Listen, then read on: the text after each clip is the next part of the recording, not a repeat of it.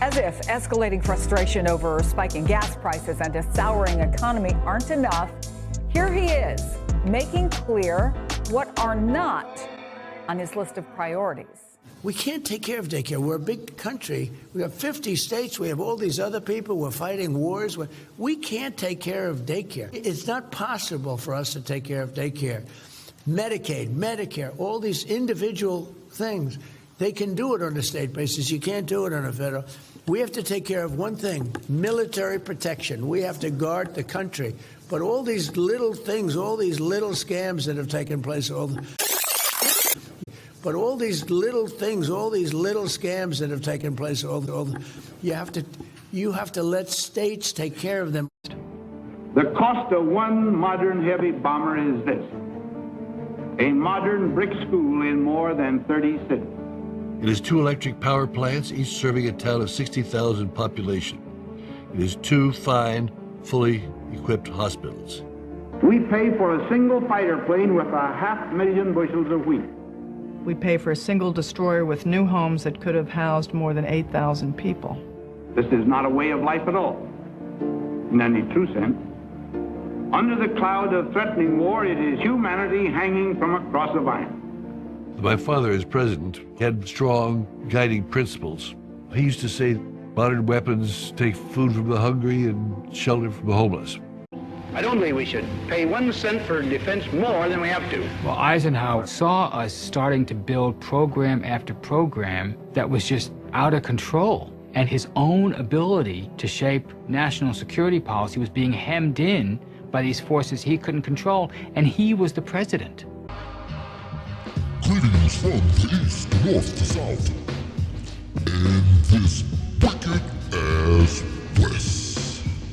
The topic, 1961 versus 2026. The questions, why you think we have no compassion for anybody? Let's get into it. I am your host. I am the one. If I was 50, I would be concerned. But I'm over 60. I'm assuming I'm supposed to be terrified. Your president wants to get rid of Medicaid and Medicare. He wants to make it the responsibility of the state. Now, mind you now, the older people paid into this program, regardless of what you want to say. But to him, in his words, he says it's a small thing. It doesn't really matter. And this same man, he wants to renovate the White House. And that's going to cost millions and millions and millions of dollars. But he have money for that. These endless wars. He'll enter one war after the next, costing millions upon billions of dollars. But somehow he can afford that. But Medicaid, Medicare, child care, he can't afford it. This guy is totally unbelievable. But back in 1961, President Eisenhower warned against a person like this. He made it clear that if you don't understand the military, because of course, as you know, Eisenhower was a military man, so he understood the military-industrial complex. As a matter of fact, he coined that phrase. So he totally understood. Donald Trump is in the White House. He understands nothing but his big, overrated ego. But let's go to the next clip. On at least one occasion, Eisenhower was heard to say by those in the room, "God help this country when somebody sits at this desk who doesn't know as much about the military as I do." In the councils of government, we must guard against the acquisition of unwarranted influence, whether sought or unsought, by the military-industrial complex. The potential for the disastrous rise of misplaced power exists and will persist. You know, there's an old cliche. It says, if you don't learn from history, you're doomed to repeat it. Now, 1961, as in 2026, everybody loved their cars. Let's take a look at the 1961 Cadillac compared to the 2026 Cadillac. What a difference over 50 years made. Let's go to the next clip.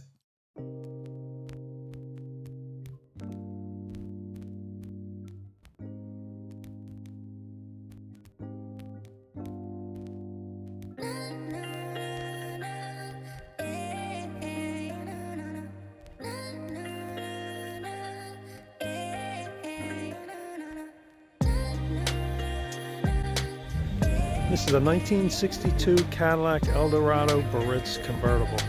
It's like a pale lavender color with a dark lavender interior, white top, wide white wall tires, and matching Cadillac wheels.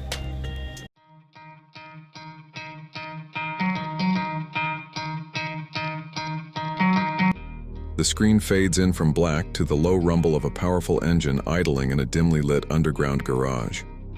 Shadows play across glossy black paint that seems to drink in the light. Slow zoom on the massive chrome grille, the illuminated Cadillac crest glowing like a beacon. Imagine this. You're pulling up to the valet at a high-end event and every head turns. Not because you're trying to make a scene, but because the vehicle demands it. That unmistakable presence, that bold, unapologetic American luxury. This is the 2026 Cadillac Escalade, the full-size SUV that doesn't just arrive, it commands the moment. Starting around $94,000 and climbing well into six figures depending on trim and options. Who would have ever thought in 1961 that you would have to pay over $100,000 if you wanted a Cadillac? It almost seems unimaginable. 1961, you would imagine you will have a Bluetooth in your car. Matter of fact, you couldn't even imagine what the hell is a Bluetooth. A DVD player, a phone, and it goes on and on and on. The price tag over $100,000. And the mindset in 1961 was not to brag that you overpaid for a vehicle. Of course, in 2026, we brag that we pay so much money. We'll overpay, and we'll brag about it. The mindset is totally different. Again, my final clip is about the difference in marriages. The years of 1940, 1950, and even in 1960s, where marriage meant something totally different than it does in 2026. Let's go to my final clip.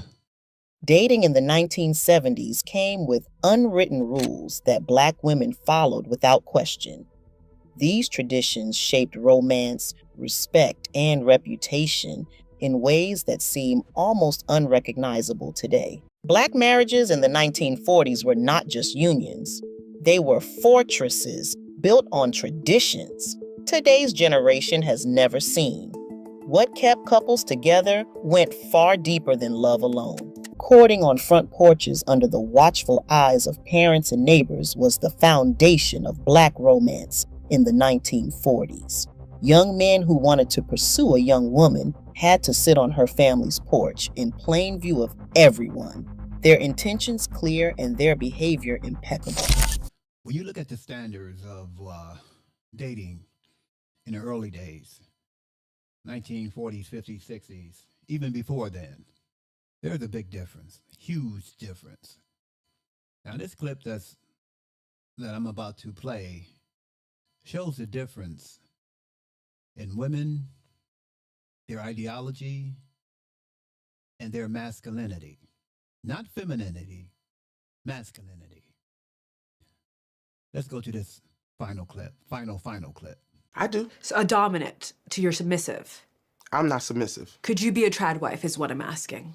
Trad wife meaning like I'd be at home and no. Like making Oreos from scratch. I don't absolutely not. Why not? Because that's not who the I am, and my daddy didn't raise me like that. To be a trad wife. To be anybody's wife. My dad used to literally say that to me. I didn't raise you to be somebody's wife. That's so brave. I don't know if it's brave or smart.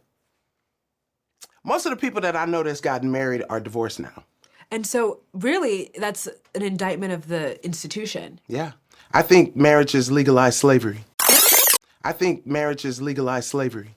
You do? Yes, I do. Say more, because if I'm thinking about slavery and I'm thinking about marriage, there are two different images that come into my Absolutely head. not. I don't know how you don't. A man is, especially if he's expecting you to be a trad wife, he might as well pull out a whip.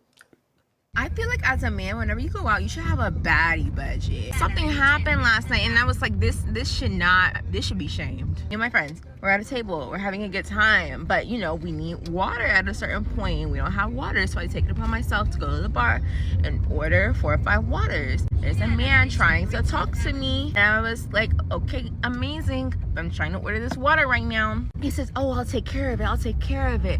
I said, okay, it's me and it's my friends. I said, it's 4 waters. He's like, oh no, I'm not gonna do it. I said, do not talk to me again tonight, because you don't have $47. Yes, that's expensive water, I understand. However, that's not the point. You don't have 47 spare dollars for a baddie? Go back. So do not talk to me again tonight, because you don't have $47. Yes, that's expensive water, I understand. However, that's not the point. You don't have 47 spare dollars for a baddie? Go back. You know, I had to go and grab an Urban Dictionary to find out what is a baddie. I'm assuming a baddie is a extremely attractive woman, a desirable woman. And with a straight face, that young lady called herself a baddie. And the lady before that, she compared marriage to slavery. What this young lady need to do is pick up a book. You have no idea the tragic humiliation of slavery. You have no idea. But you'll sit your big gorilla-looking self on somebody's podcast and compare marriage to slavery with a straight face. You disrespect all my ancestors. You filthy funk bomb. Thank you for watching. I am your host.